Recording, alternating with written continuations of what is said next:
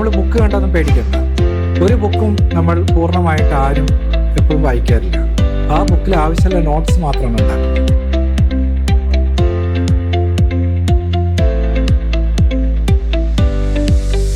ഈ ആഴ്ച നമ്മൾ പഠിച്ച കാര്യങ്ങൾ, ഇപ്പോൾ സയൻസ് ആണ്, ഫിസിക്സിലെ ടോപ്പിക് ആണെങ്കിൽ അതൊന്ന് നമ്മൾ ബുക്കോ നോട്ട്സോ ഒന്നും നോക്കാതെ പോയിൻ്റായിട്ട് നമ്മളിങ്ങനെ എഴുതി നോക്കി. ഇതൊക്കെയാണ് ഞാൻ പഠിച്ചത്.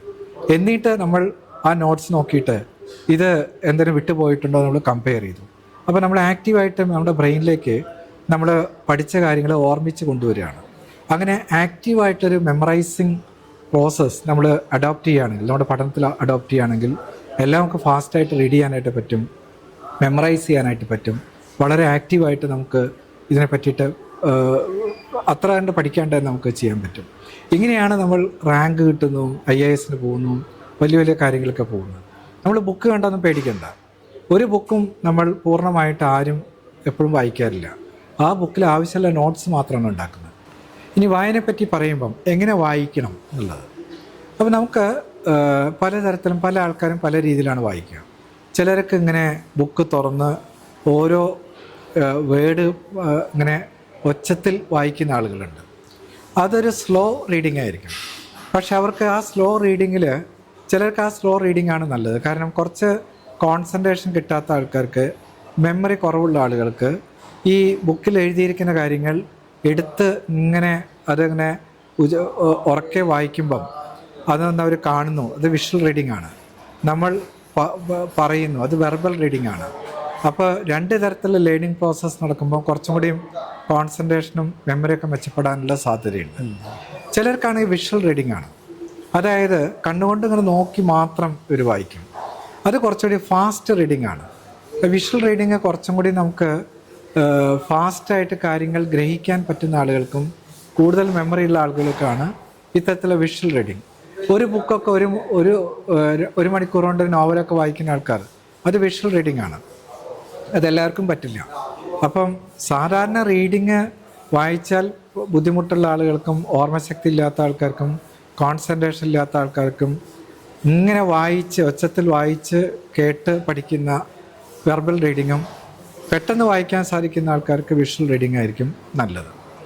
ഇനി ഈ വായനയിൽ തന്നെ കുറച്ചുകൂടി നമുക്കൊരു വൈഡറായിട്ടുള്ള റീഡിംഗ് ഉള്ള ആളുകളുണ്ട്. അതായത് ഇപ്പോൾ ഈ ടെക്സ്റ്റ് ബുക്ക് മാത്രം വായിച്ചു കഴിഞ്ഞാൽ അവർക്ക് ആ ടെക്സ്റ്റ് ബുക്ക് നോളജ് മാത്രമേ ഉണ്ടാവുള്ളൂ. കുറച്ചുകൂടി ആ ടെക്സ്റ്റ് ബുക്ക് വായിക്കുമ്പം ചില പോയിൻറ്റ്സൊക്കെ നമുക്ക് ഒന്നുകൂടി വൈഡായിട്ട് കിട്ടുന്നെങ്കിൽ അതിനെ റെഫർ ചെയ്തിട്ട് അതിനെ കുറച്ച് കൂടുതൽ അറിഞ്ഞുകൊണ്ട് വായിക്കുന്ന ഇതുണ്ട്. അതാണ് വൈഡ് റീഡിംഗ് എന്ന് പറയുന്നത്. അപ്പോൾ ഇത്തരത്തിലുള്ള വൈഡ് റീഡിംഗ് കുറച്ചും കൂടി മോട്ടിവേറ്റഡ്, പഠിക്കാൻ താല്പര്യമുള്ള ആൾക്കാർക്കും കൂടുതൽ വിവരങ്ങൾ അറിയാൻ വേണ്ടിയിട്ടുള്ള ആൾക്കാർക്കുമാണ് വൈഡ് റീഡിംഗ്.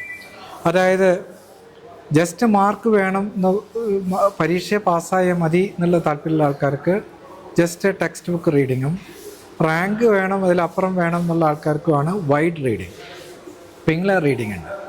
പിന്നെ ഈ റീഡിങ് മാത്രം വായിച്ചാൽ മാത്രം പോരല്ലോ, അതിനെ എത്ര ഇഫക്റ്റീവ് ആക്കണം എന്നുള്ള രീതിയിൽ നമുക്ക് നോക്കുമ്പം ഈ പഠിക്കുന്ന കാര്യങ്ങൾ നമുക്ക് ഓർമ്മയിൽ എത്തിക്കാനായിട്ട് പല രീതിയിലുള്ള ടെക്നിക്സ് നമുക്ക് ഉപയോഗിക്കാം. നമുക്ക് വായിക്കുന്ന കാര്യങ്ങൾ, ഉദാഹരണത്തിന് നമുക്കിപ്പോൾ ഹിസ്റ്ററി വായിക്കുന്ന ഒരാളാണെന്ന് വിചാരിക്കും. ഇപ്പോൾ നമുക്ക് മാർത്താണ്ഡവർമ്മയുടെ രാജ്യപരിഷ്കരണങ്ങൾ, അല്ലെങ്കിൽ മുഹമ്മദ് ബിൻ തുഗ്ലക്കിൻ്റെ, അല്ലെങ്കിൽ അങ്ങനെയുള്ള നമ്മുടെ മുഗൾ വംശ ഇതൊക്കെ വായിക്കുമ്പം നമുക്കിത് വായിക്കുന്ന സമയം തന്നെ നമുക്ക് വിഷ്വലൈസ് ചെയ്യാൻ സാധിക്കും. മാർത്താണ്ഡവർമ്മയുടെ ഒരു രാജ്യഭരണം നമുക്ക് വിഷ്വലൈസ് ചെയ്തിട്ട് ആ രാജാവിനെ ഒരു മമ്മൂട്ടി പോലും അല്ലെങ്കിൽ മോഹൻലാൽ പോലെയൊക്കെ കണ്ട് അയാളിങ്ങനെ വരുന്നു, പ്രജകളായിട്ട് സംസാരിക്കുന്നു, രാജഭരണം, അതൊരു സിനിമ പോലെ കണ്ടു കഴിഞ്ഞാൽ അതിനെ നമുക്ക് വിഷ്വൽ മെമ്മറി എന്ന് പറയും. അത് നമ്മുടെ ഒരു സിനിമ കണ്ടാൽ, നമുക്കൊരു നല്ലൊരു സിനിമ കണ്ടാൽ, മണിച്ചിത്രത്താഴ് സിനിമ കണ്ട ആൾക്കാർക്ക് മനസ്സിന് ഒരിക്കലും മറന്നു പോകില്ലല്ലോ. അപ്പോൾ അതുപോലെ നമ്മൾ പഠിക്കുന്ന സാധനങ്ങൾ നമ്മളൊരു സിനിമ രൂപത്തിൽ കണ്ടു കഴിഞ്ഞാൽ നമുക്കൊരിക്കലും മനസ്സിന് പോവില്ല. ഇതൊക്കെ കുറച്ചും കൂടിയും മോർ ഇഫക്റ്റീവ് റീഡിങ്ങിലേക്ക് പോകാനുള്ള കാര്യങ്ങളാണ് ഞാൻ പറയുന്നത്.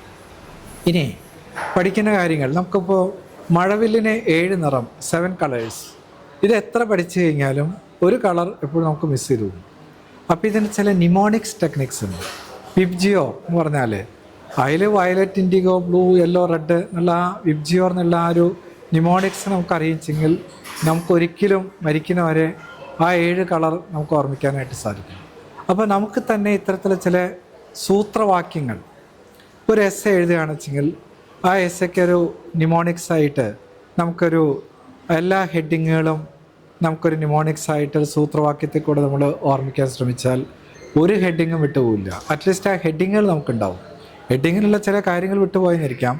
അപ്പം ഇങ്ങനെ നമുക്ക് വിഷ്വലായിട്ട് മെമ്മറൈസ് ചെയ്യാൻ പറ്റുന്ന ചാർട്ടുകൾ, ഗ്രാഫുകൾ, നമുക്ക് കാർട്ടൂൺസ് പോലത്തെ കാര്യങ്ങൾ, അതുപോലെ തന്നെ നിമോണിക്സ്, ഇതൊക്കെ നമുക്ക് ഉപയോഗിക്കുകയാണെങ്കിൽ നല്ല ഇഫക്റ്റീവായിട്ട് നമുക്ക് ഇതിനെ ഓർമ്മയിലായിട്ട് വെക്കാനായിട്ട് പറ്റും. പിന്നെ ചിലർക്ക് എത്ര പഠിച്ചാലും ഓർമ്മ കിട്ടുന്നില്ല. പക്ഷേ ഈ ഓർമ്മ കിട്ടണമെന്ന് വെച്ചെങ്കിൽ അതിനെ നമ്മൾ ഇഫക്റ്റീവ് റീഡിംഗ് എന്ന് പറയും. അതായത് നമുക്ക് റീഡ് ചെയ്യണം, രജിസ്റ്റർ ചെയ്യണം, റിട്രീവ് ചെയ്യണം. 3 Rകൾ നമുക്ക് നോക്കാം.